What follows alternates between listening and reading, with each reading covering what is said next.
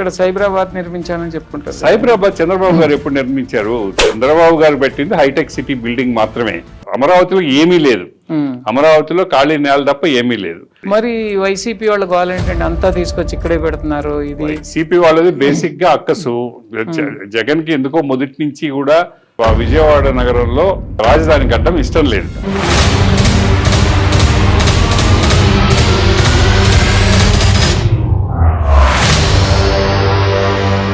ఇక్కడ సైబరాబాద్ నిర్మించాలని చెప్పుకుంటారు. సైబరాబాద్ చంద్రబాబు గారు ఎప్పుడు నిర్మించారు? చంద్రబాబు గారు పెట్టింది హైటెక్ సిటీ బిల్డింగ్ మాత్రమే.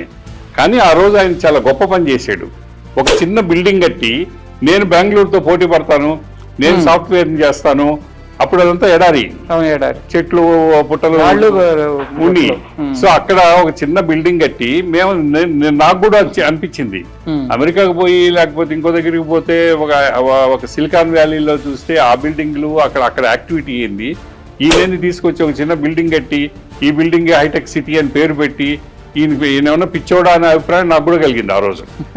నాతో పాటు అందరికీ కూడా కలిగింది. కానీ ఆయన ఒక సాహసోపేతమైన నిర్ణయం తీసుకొని ఆ రోజు హైటెక్ సిటీకి ఒక సంకల్పం చేశాడు. విత్తు నాటాడు, అది మహావృక్షం. అది మహావృక్షమైంది. దాంట్లో అందరు ఉన్నారు. దాంట్లో ఆయన ప్రయత్నం ఆయన చేశాడు. ఆయన తర్వాత వచ్చిన వాళ్ళు కూడా అంతకంటే బాగా చేశారు. ఆ చెట్టు నరకలే, ఎవరు నరకలేదు. ఇక్కడ మన దురదృష్టవశాత్తు ఆంధ్ర రాష్ట్రంలో ఒక 5 ఏళ్ళు ఆయన విత్తనం పెడితే మళ్ళీ వచ్చిన దాన్ని మేసేసాడు, మేక మేసేసినట్టు. సో సైబరాబాద్ తానంతటా అది విస్తరించింది తప్ప చంద్రబాబు గారు నిర్మించలే. మీకు పోయినసారి కూడా అనుకున్నాం మనం. ఇక్కడ అమరావతి పరిస్థితి అది కాదు. అమరావతిలో గ్రీన్ ఫీల్డ్ ప్రతి రాయి ఆయనే పెట్టాలి, ప్రతి సిమెంట్ ఆయనే తాపితో పూయాలి. అక్కడ ప్రతి రాయికి తాపితో సిమెంట్ చంద్రబాబు గారే పూయాలి, లేకపోతే పూసేవాడు ఎవడు లేడు. ఇక్కడ టీసీఎస్ ఓడో లేకపోతే కాగ్నిజెంట్ ఓడో ఇంకోడో వచ్చి వాడు బిల్డింగులు కట్టుకొని దానికి తగ్గట్టు రియల్ ఎస్టేట్ వాళ్ళు వచ్చి వాళ్ళు బిల్డింగులు కట్టుకొని సైబరాబాద్ సిటీ డెవలప్ అయింది. అక్కడ ఎవరు కడతాడు? అక్కడ ఎంప్లాయ్మెంట్ ఏముంది అంటే ఇప్పుడు సైబరాబాద్ లో ఏది విధంగా అయితే ఆయన ప్రాజెక్టులు తీసుకొచ్చి పెట్టించాడు కంపెనీస్, అలా అమరావతిలో తీసుకురాలేరంటారా? తీసుకురావడానికి ఆయనకి టైం కావాలి. ఇప్పుడు అమరావతిలో ఏమీ లేదు. అమరావతిలో ఖాళీ నేల తప్ప ఏమీ లేదు. అక్కడ నువ్వు ఇన్ఫ్రాస్ట్రక్చర్ బిల్డప్ చేసి రోడ్డు, రైలు వసతి, విమాన వసతి, ఇలాగ ఏమేమి ఉంటాయో వాటరు, అన్ని ఫెసిలిటీస్ క్రియేట్ చేసిన తర్వాత అక్కడ పరిశ్రమ పెట్టాలన్న ఆలోచన ఎవరికైనా వస్తుంది. అది మ్యానుఫ్యాక్చరింగ్ అయినా లేదా సర్వీస్ ఇండస్ట్రీ అయినా ఏదైనా. ఇప్పుడు ఏం లేదు కాబట్టి ఏమి లేదు. అందుకే నేను చెప్పింది, చంద్రబాబు గారు అన్ని చేయాలి అక్కడ. అమరావతిలో అన్ని చేసిన తర్వాత అభివృద్ధి అవుతుంది. అది 4 ఏళ్ళు 5 ఏళ్లలో జరిగే పని కాదు. దానికి టైం కావాలి. కనీసం 2-3 తరాల టైం పడుతుంది. 25 నుంచి 50 ఏళ్ల టైంలో కానీ అమరావతి అనేది ఒక నగరంగా అభివృద్ధి చెందదు, పూర్తి స్థాయి నగరంగా. ఏమంటే అమరావతిలో చంద్రబాబు గారు బిల్డింగ్లు కడుతున్నారు తప్ప మనుషులు ఎక్కడి నుంచి తెస్తారు? ఇప్పుడు నేను అన్నట్టు కంపెనీలు వస్తే కంపెనీలో పనిచేసే వాళ్ళు చుట్టుపక్కల నివాసం ఉంటాను, కాలనీస్ ఏర్పడితే వస్తాయి. కంపెనీలు అంటే అక్కడ ఒక వ్యాపారమైన వృద్ధి రావాలి, అక్కడ మ్యానుఫ్యాక్చరింగ్ ఇండస్ట్రీనో ఏదో రావాలి.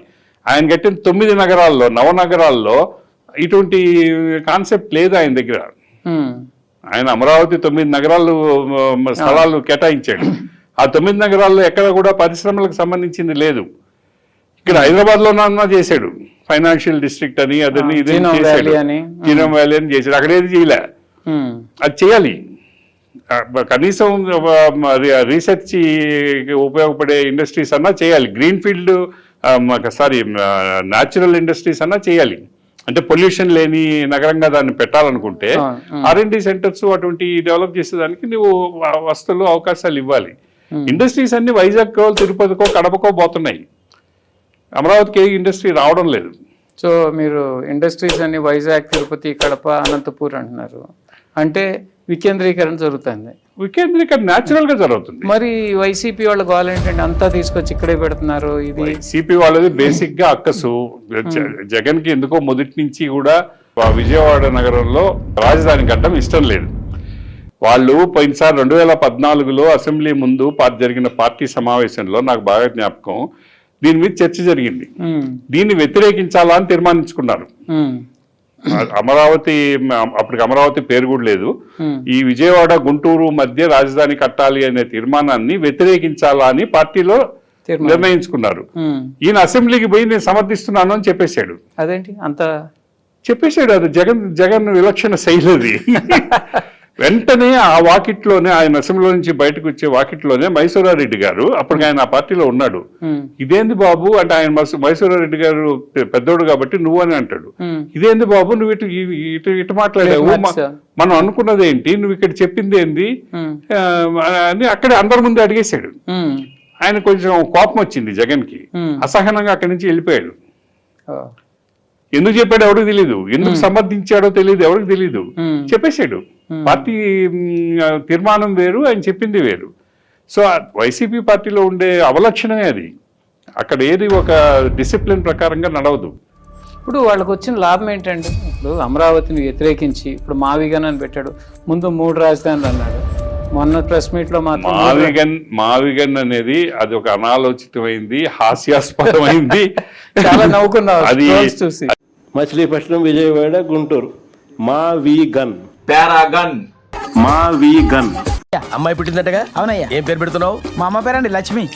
లక్ష్మి ఏంట్రా? లక్ష్మి లక్ష్మి లాకి షీమి షాకి మీలా షక్మిలా అని పెట్టుకోరు, అదిరిపోద్ది. మావిగన్, మావిగన్. ఎరా గాలి గుమ్మటంలా కూర్చోడం కదా, పెచ్చోదని చెప్పాలా లేదా? పిచ్చోళ్ళ స్వర్గం లాగా ఉంది. ఇప్పుడు రాజధాని గురించి మనం మాట్లాడుతున్నాం, ఆయన ఇండస్ట్రియల్ కారిడార్ గురించి మాట్లాడుతున్నాడు. గుంటూరు, విజయవాడ, మచిలీపట్నం 180 కిలోమీటర్లు, రాజధాని ఉండదు కదా. రాజధాని అంటే ఏంది? ఇప్పుడు హైదరాబాద్ లో రాజధాని అంటే అంతా కలిస్తే 10 కిలోమీటర్లు ఉంటుంది హైదరాబాద్ రాజధాని. సెక్రటేరియట్, ప్రభుత్వ భవనాలు, హైకోర్టు ఎన్ని కలిపితే 10 కిలోమీటర్లు, 20 చదరపు కిలోమీటర్లే ఉంటది.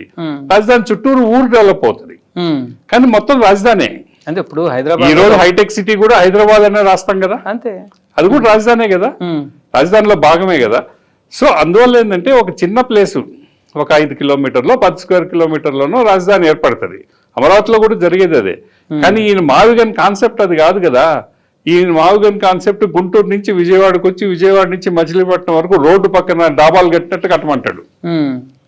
కానీ ఇప్పుడు విజయవాడ నుంచి మచిలీపట్నం పక్కన రోడ్డు పక్కన కడతానికి ప్రభుత్వ భూములు ఉన్నాయా, ఏమన్నా బీడు పెట్టిన భూములు ఉన్నాయా?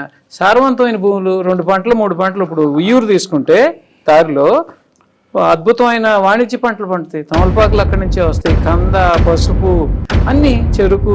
అది ఆర్గ్యుమెంట్ కాదు, కానీ ఏమంటే అదే సారవంతమైన భూములు, అదే వాణిజ్య పంటలు అమరావతిలో కూడా పండుతున్నాయి. వాస్తవ వేదిక పూర్తి ఎపిసోడ్ ప్రతి గురువారం మీ తెలుగు వన్ న్యూస్లో.